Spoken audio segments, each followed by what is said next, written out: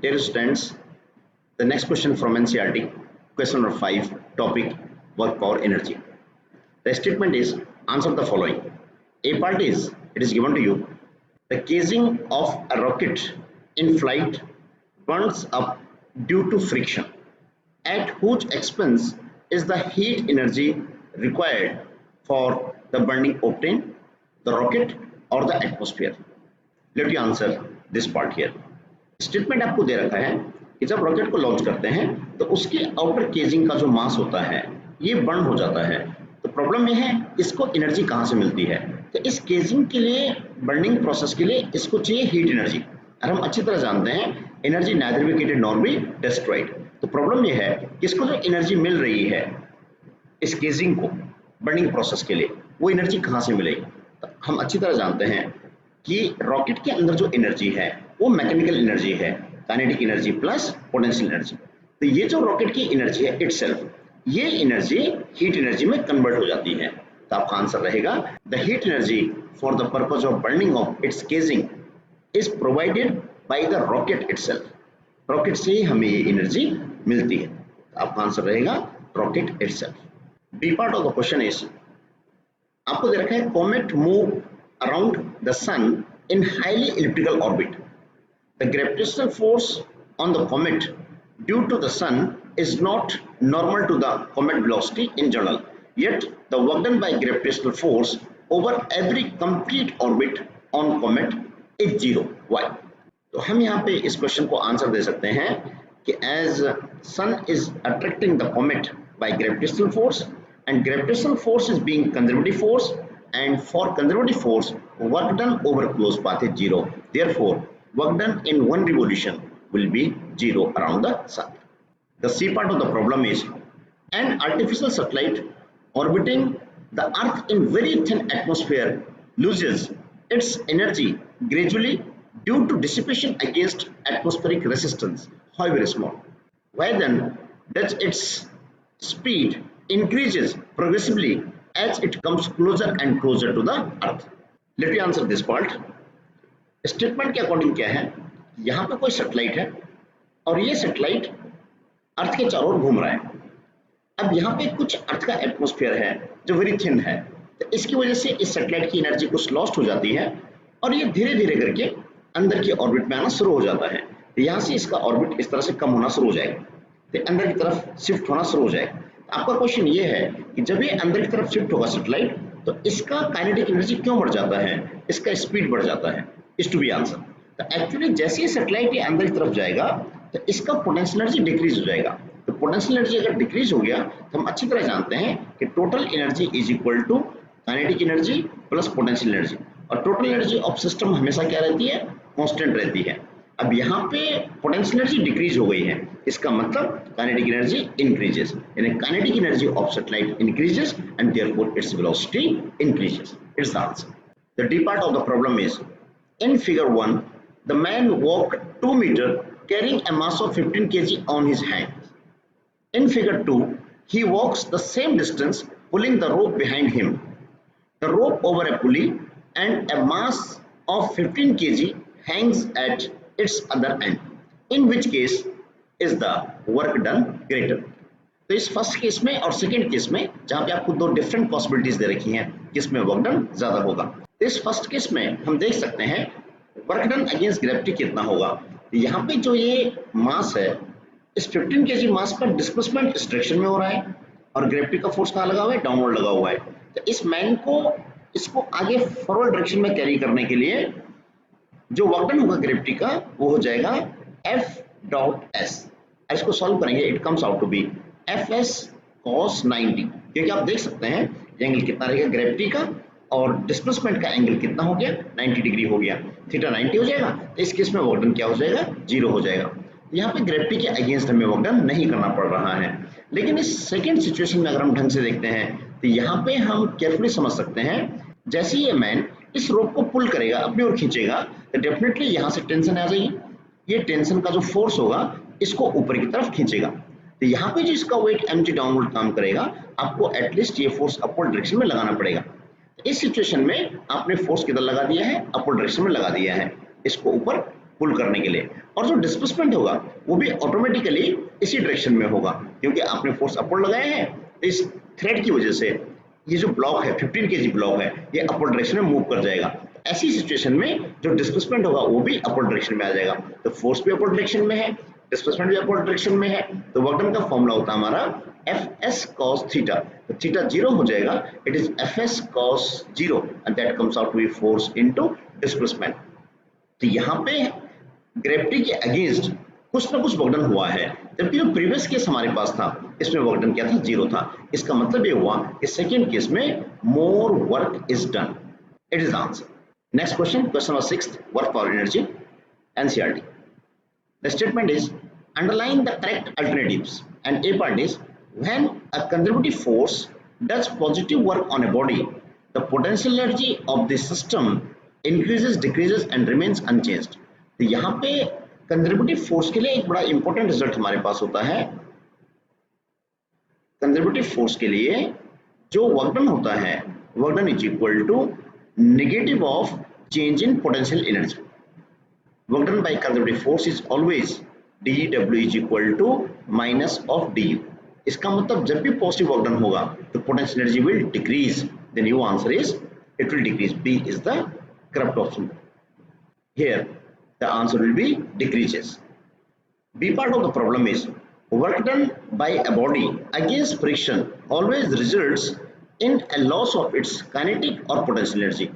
तो work done by friction हमेशा body की काइनेटिक एनर्जी को कम करता है, डिक्रीज करता है, क्योंकि friction does work when body moves. तो जैसे ही बॉडी आगे मूव कर रही है तो फ्रिक्शन कहाँ काम करेगा, यहाँ पे बैक साइड में काम करेगा।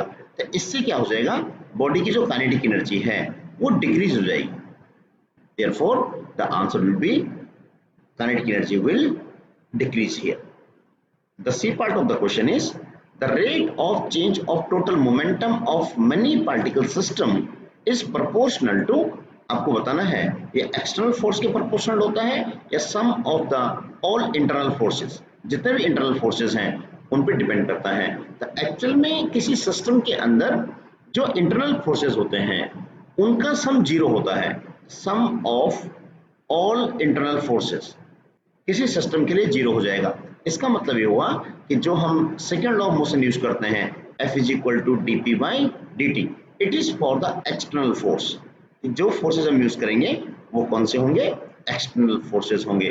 Therefore answer is external force. It is the correct answer.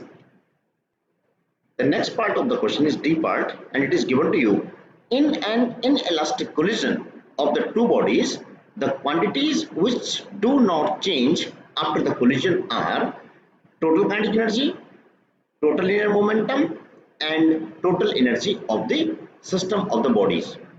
हमें पता है inelastic collision में kinetic energy conserved नहीं रहती है। इसकी डेफिनेशन यही है कि kinetic energy do not remains conserved. अगर काइनेटिक एनर्जी कंजर्व्ड नहीं है तो इसका मतलब करेक्ट ऑप्शन कौन कौन से हो जाएंगे, वो हो जाएगा एक तो टोटल लीनियर मोमेंटम, ये रहता है एग्जिस्ट करता है इलास्टिक कोलिजन के लिए, और टोटल एनर्जी ये भी एग्जिस्ट करता है इलास्टिक कोलिजन के लिए। It means only kinetic energy will not remain conserved and rest of the two options are correct here. The next question, question number 7, NCERT. Statement is state if each of the following statements are true or false. Give reason for your answer. Then first part is in an elastic collision of the two bodies, the momentum and energy of each body is conserved. अब यहाँ पे statement पे आपको दे रखा है कि momentum and energy of each body is conserved. तो ये स्टेटमेंट फॉल्स है, क्योंकि हम जानते हैं कि momentum and energy of the system remains conserved during elastic collision. Therefore statement is false here. The B statement आपको दे रखा क्वेश्चन में कि total energy of system is always conserved no matter what internal और external forces on the body are present. This statement is again false, क्योंकि system के ऊपर जो एक्सटर्नल फोर्स एक्ट करता है उसकी वजह से सिस्टम की टोटल एनर्जी अफेक्ट हो सकती है, जबकि उसने क्वेश्चन में ये पूछा है कि चाहे इंटरनल फोर्स हो या एक्सटर्नल फोर्स हो, टोटल एनर्जी हमेशा कंजर्व रहेगी. It is not possible. Therefore statement is false here. The C part is here.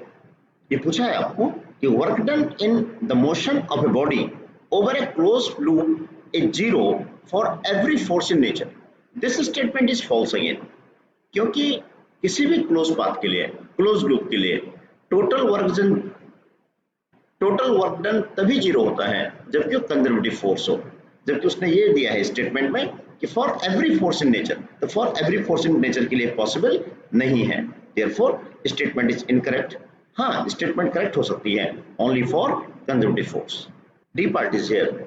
In an inelastic collision the final kinetic energy is always less than the initial kinetic energy of the system. This statement is true, क्योंकि हमेशा जब in elastic collision होती है तो उससे kinetic energy loss हो जाती है, जिसकी वजह से definitely final kinetic energy initial kinetic energy से कम हो जाएगी. And statement is true here. The next question number 8 is, and the statement is answer the carefully with reason. A part is here. In an elastic collision of 2 billiard balls is the total kinetic energy conserved during the short time of collision of the balls, that is when they are in contact. आपको बताना है ये statement सही है या गलत है. अब इस पार्ट में आपको पूछा गया है कि क्या kinetic energy during collision conserve रहेगी, तो आपका आंसर रहेगा नो. एक्चुअली होता क्या है, जैसे टू बॉल्स कोलाइड करती हैं तो वेरी शॉर्ट टाइम में इनके बीच में जब कांटेक्ट होता है, ये या फिजिकल कांटेक्ट जब होगा तो उस टाइम पे इनके जो मॉलिक्यूल्स हैं, एटम्स हैं, उनके बीच में कुछ इंटरेक्शन हो जाएगा और उस इंटरेक्शन की वजह से जो काइनेटिक एनर्जी है वो पोटेंशियल एनर्जी में कन्वर्ट हो जाएगी for the very short moment of the impact. Therefore kinetic energy do not remain conserved during the contact. The B part of the statement is the total linear momentum conserved during the short time of an elastic collision of the two balls? Yes, जो total linear momentum रहता है वो हमेशा conserved रहता है. The next part of the question is C part and is given to you. What are the answers to A and B for an inelastic collision? यहाँ पे in inelastic collision, अगर आपके पास inelastic collision है, the inelastic collision में we know very well the kinetic energy do not remain conserved. Do not remains conserved. But the momentum always remain conserved. जो momentum है system का, जो system का total linear momentum है वो हमेशा क्या रहेगा, कंजर्व्ड रहेगा. तो आपका स्टेटमेंट ये था कि जब इन इलास्टिक कोलिजन हो रही है तो क्या उस टाइम पे काइनेटिक एनर्जी कंजर्व रहेगी, तो no, kinetic energy do not remain conserve. और what about the momentum, the momentum will remain conserve is the answer here. The D part of the question is, if the potential energy of 2 billiard balls depends only on the separation between their centres, is the collision elastic और inelastic. और आपको थोड़ा information दे रखी है कि note that we are talking here the potential energy corresponding to the force during collision, not the gravitational potential energy. अगर किसी प्रॉब्लम में जो सिस्टम की पोटेंशियल एनर्जी है that is depending on separation between objects, तो ऐसे forces को हम सेंट्रल फोर्स बोलते हैं. the forces will be central and central forces conservative in nature होते हैं. और कंजर्वेटिव नेचर के जो फोर्सेस होते हैं उनकी जो कोलिजन होगी वो इलास्टिक कोलिजन होगी. therefore the collision will be elastic, not inelastic. Elastic is the correct answer.